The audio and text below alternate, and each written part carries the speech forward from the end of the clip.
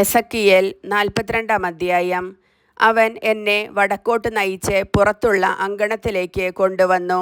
വടക്കുള്ള കെട്ടിടത്തിനും ദേവാലയാങ്കണത്തിനും എതിരെയുള്ള മുറികളിലേക്ക് അവൻ എന്നെ നയിച്ചു.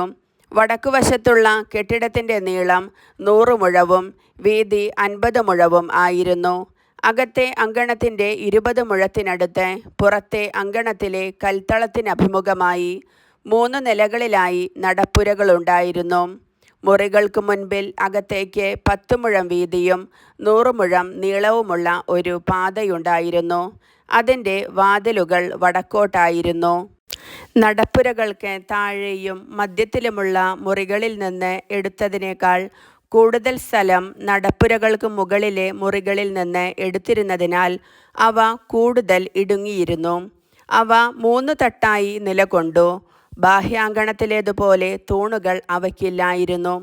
അതുകൊണ്ടാണ് മുകളിലത്തെ മുറികൾക്ക് താഴത്തെയും മധ്യത്തിലെയും മുറികളേക്കാൾ വീതി കുറഞ്ഞു പോയത്. മുറികൾക്ക് സമാന്തരമായി എതിരെയുള്ള ബാഹ്യാങ്കണത്തിനു നേരെ 50 മുഴം നീളത്തിൽ ഒരു ഭിത്തിയുണ്ടായിരുന്നു. ദേവാലയത്തിന് എതിരെയുള്ള മുറികളുടെ നീളം 100 മുഴം ആയിരുന്നെങ്കിൽ ബാഹ്യാങ്കണത്തിലുള്ളവയുടേത് 50 മുഴമായിരുന്നു. ബാഹ്യാങ്കണത്തിൽ നിന്ന് പ്രവേശിക്കുമ്പോൾ കിഴക്കുവശത്തായി ഈ മുറികൾക്ക് താഴെ ഒരു കവാടമുണ്ടായിരുന്നു. അവിടെയാണ് പുറത്തെ ഭിത്തി ആരംഭിക്കുന്നത്.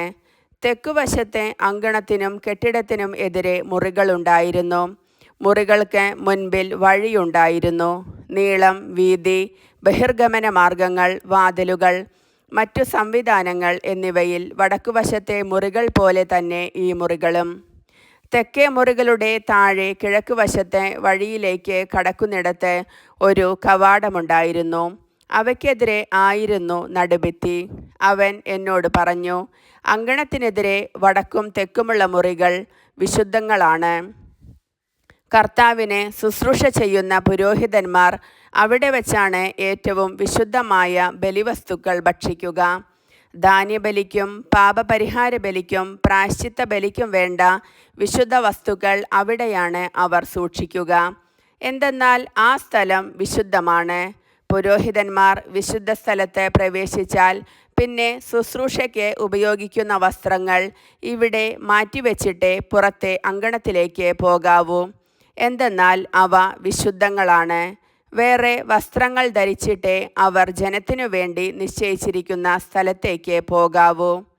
ദേവാലയത്തിൻ്റെ ഉൾഭാഗം അളന്നു കഴിഞ്ഞപ്പോൾ അവൻ എന്നെ കിഴക്കേ വാതിലിലൂടെ പുറത്തേക്കു നയിച്ചിട്ട് ചുറ്റുമുള്ള സ്ഥലം അളന്നു. അവൻ അളവ് ദണ്ടുകൊണ്ട് കിഴക്കുഭാഗം അളന്നു, 500 മുഴം. അവൻ തിരിഞ്ഞ് വടക്കുഭാഗം അളന്നു, അതും 500 മുഴം. പിന്നെ അവൻ തെക്കുഭാഗം അളന്നു, അതും 500 മുഴം. അവൻ തിരിഞ്ഞ് പടിഞ്ഞാറ് ഭാഗം അളന്നു, അതും 500 മുഴം. 4 വശവും അവൻ അളന്നു. ഓരോ വശത്തും 500 മുഴം നീളത്തിൽ അതിനു ചുറ്റും മതിലുണ്ടായിരുന്നു. അത് വിശുദ്ധ സ്ഥലത്തെ വിശുദ്ധ സ്ഥലമല്ലാത്ത സ്ഥലത്തു നിന്നും വേർതിരിച്ചു. കർത്താവിൻ്റെ വചനം.